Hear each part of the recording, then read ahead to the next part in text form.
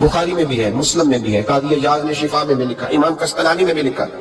हजरत हंस बिन मालिक रज़ी अल्लाह तआला अन्हु फरमाते बड़ी अहम मीटिंग जारी थी, अहम मीटिंग। एक पगली बीबी आ गई, दीवानी पागल, आके हुजूर के सामने खड़ी हो गई, मीटिंग जारी थी। पागलों को सिर्फ उनकी अम्मा टाइम देती है, उसके अलावा नहीं को टाइम देता।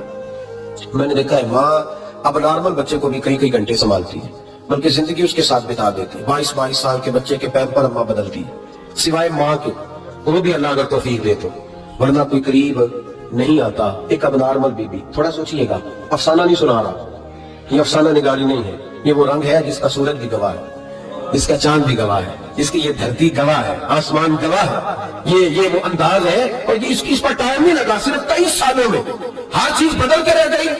महबूब रहमत सल्लल्लाहु अलैहि वसल्लम के सामने पगली औरत, फिर जहन पे जोर देना। देखा है कभी पागलों को टाइम देता?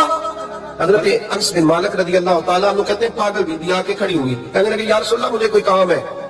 ढेरों लोग बैठे थे हुजूर की बारगाह में, महबूब ने तवज्जो फरमाई, फरमाया क्या काम है?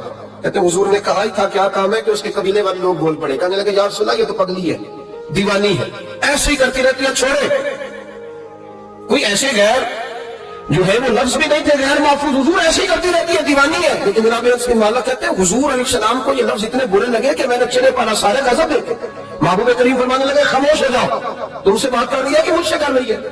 तुम में से किसी को उसने आवाज दी? मेरे पास आई है, लेके पहलू में गमे उम्मत नादार आए, और उम्मती उम्मती कहते हुए सरकार आए।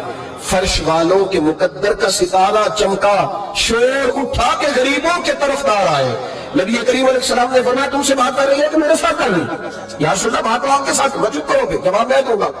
महबूब अलैहिस्सलाम उठ के खड़े हुए, फरमाया क्या बात है, करो, पगली है, जमाना कहता है पागल है, क्या बात है? कहने लगे हुजूर यहाँ नहीं करनी, मैंने अकेले में कर दी। हजरत अनस कहते हैं हुजूर को अकेले में ले गई, सारा मदीना गुजर के सहरा आ गया, रेत पे हुजूर को बिठा लिया, महबूब बैठ गए, मैं भी पास था। कहते उसने अपने दुख छेड़ लिए, कहने लगे हुजूर मदीने के बहुत सारे लोग मुझे पागल समझते हैं, मेरे अपने भी मेरी बात नहीं सुनते, बच्चे मुझे रोड़े मारते हैं, या रसूलल्लाह को वक्त पे खाना नहीं पूछता, वो जो सवाल करती मेरे महबूब तसल्ली के साथ जवाब देते।